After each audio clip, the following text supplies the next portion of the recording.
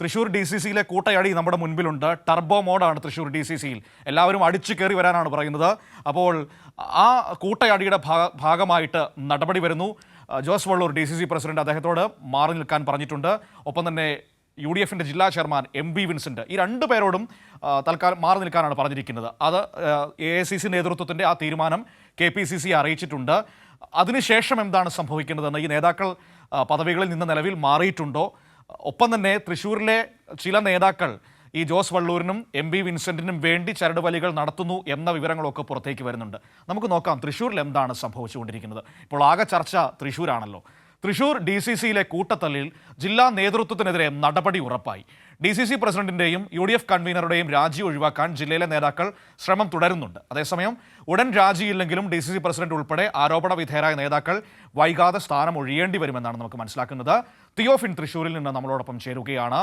നോക്കാം എന്താണ് തൃശ്ശൂരുമായി ബന്ധപ്പെട്ട ഏറ്റവും പുതിയ വിവരങ്ങളെന്ന്. Theophin, good morning.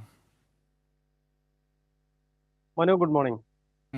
തിയോഫിൻ, ഇപ്പോൾ ജോസ് വള്ളൂരിനോടും ഒപ്പം തന്നെ MB വിൻസെന്റിനോടും രാജിവെക്കാനാണ് ദേശീയ നേതൃത്വം പറഞ്ഞിരിക്കുന്നത്. അത് സംസ്ഥാന നേതൃത്വത്തെ അറിയിച്ചിട്ടുണ്ട്. ആ തീരുമാനം നടപ്പായിട്ടുണ്ടോ, അതോ നിലവിൽ രണ്ടുപേരും അവരവരുടെ പദവികളിൽ തുടരുകയാണോ? അങ്ങനെ തുടരുകയാണെങ്കിൽ ഈ അതൃപ്തിക്കപ്പുറത്തേക്ക് ഈ തമ്മിലടി, കൂട്ടയടി ഇനിയും തുടരാനുള്ള സാഹചര്യമാണോ ഉള്ളത്?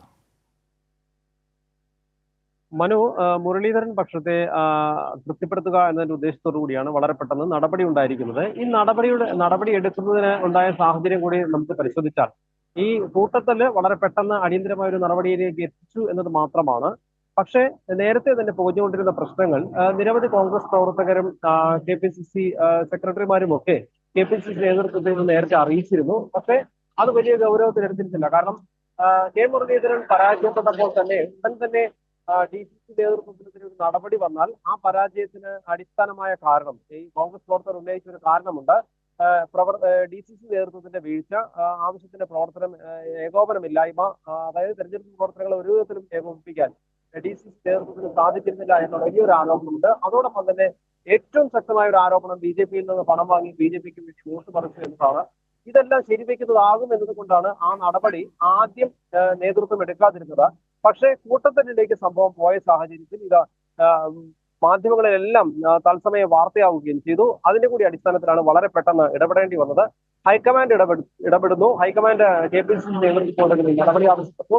അതിന്റെ ഫലമായാണ് KPCC ഇതിൽ ഇടപെട്ടത്. പക്ഷെ KPCC പ്രസിഡന്റ് തൃശ്ശൂരിലെത്തി ഇരുകൂട്ടരെ അനുനയിപ്പിച്ച പ്രശ്നങ്ങൾ സമാധാനിപ്പിക്കാമെന്ന് നീക്കത്തിലായി. പക്ഷെ അതിനെയാണ് വിഷയം രൂക്ഷമായതും ഇവർക്കെതിരെ പിന്നീട് കേസാവുന്നതുമെല്ലാം അങ്ങനെ കൈവിട്ടു പോകുന്ന അവസ്ഥയിലേക്ക് പോയപ്പോഴാണ് വളരെ വേഗം തന്നെ ഡൽഹിയിലേക്ക് DCC പ്രസിഡന്റിനെ വിളിപ്പിച്ച് വിശദീകരണം ആവശ്യപ്പെടുന്നതും.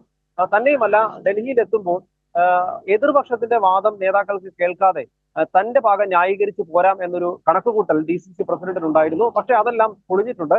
DCC പ്രസിഡന്റ് ഡൽഹിയിൽ KPCC പ്രസിഡന്റിനെയും KC വേണുഗോപാലിനെയും ഒക്കെ കാണാനായി ഡൽഹിയിൽ പോയ സമയത്ത് ഇവിടെ സമാന്തരമായി KPCC നേതൃത്വത്തിന്റെ ഭാഗത്തു നിന്നും ഒരു അന്വേഷണം ഉണ്ടായിരുന്നു. ഇത് തൃശ്ശൂർ ജില്ലയിലുള്ള KPCC ജനറൽ സെക്രട്ടറിമാർ വഴിയാണ് അവരുടെ ഭാഗത്തു നിന്ന് ലഭിച്ച റിപ്പോർട്ട് പ്രകാരം നേതൃത്വത്തിന് വീഴ്ച ഉണ്ടായി എന്നതാണ് വ്യക്തമായത്. അതിന്റെ അടിസ്ഥാനത്തിലാണ് ജോസ് വള്ളൂരിനോടും MB വിൻസെന്റിനോടും രാജിവെക്കാൻ ആവശ്യപ്പെട്ടത്.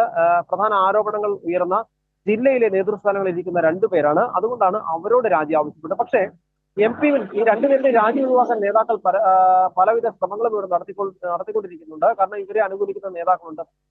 ഈ ശ്രമത്തിന്റെ ഭാഗമായി ഇതിനിടെ മുരളീധരനെ ബന്ധപ്പെട്ട ചില നേതാക്കൾ ആവശ്യപ്പെട്ട പ്രകാരം തന്നെ K മുരളീധരൻ MP വിൻസെന്റിന് വേണ്ടി വാദിച്ചിട്ടുണ്ട്. MP വിൻസെന്റ് കാരണം തനിക്ക് മറ്റു പല നേതാക്കളും തെരഞ്ഞെടുപ്പ് ഇല്ലായിരുന്നപ്പോഴും MP വിൻസെന്റ് തന്റെ പ്രചാരണ പ്രവർത്തനങ്ങളിൽ സജീവമായിരുന്നു. അതുകൊണ്ട് MP വിൻസെന്റിനെതിരെയുള്ള നടപടി ഒഴിവാക്കണമെന്ന് K മുരളീധരൻ ആവശ്യപ്പെട്ടിട്ടുണ്ട്. ഇതിന്റെ കൂടി പശ്ചാത്തലത്തിൽ ഒരു പക്ഷേ ഈ നടപടി അല്പം നീളം എന്നല്ലാതെ നടപടി ഒഴിവാകാനുള്ള ഒരു സാധ്യതയില്ല. ഉടൻ രാജി വെക്കേണ്ടതില്ലെങ്കിൽ പോലും ചിലപ്പോൾ രാജി സമർപ്പിക്കാൻ ആവശ്യപ്പെടും, സമ്മർദ്ദം കൂടുകയാണെങ്കിൽ. കാരണം മറുപക്ഷം വിട്ടുവീഴ്ചയ്ക്ക് തയ്യാറല്ലാത്ത അവസ്ഥയിലാണ്. K മുരളീധരൻ പക്ഷം സജീവൻ കുര്യച്ചിറ ഉൾപ്പെടെ ഉള്ള നേതാക്കൾ DCC പ്രസിഡന്റിനെ സ്ഥാനത്തുനിന്ന് ഒഴിവാക്കണം എന്നാണ് അവരുടെ ഏറ്റവും പ്രധാന ആവശ്യം.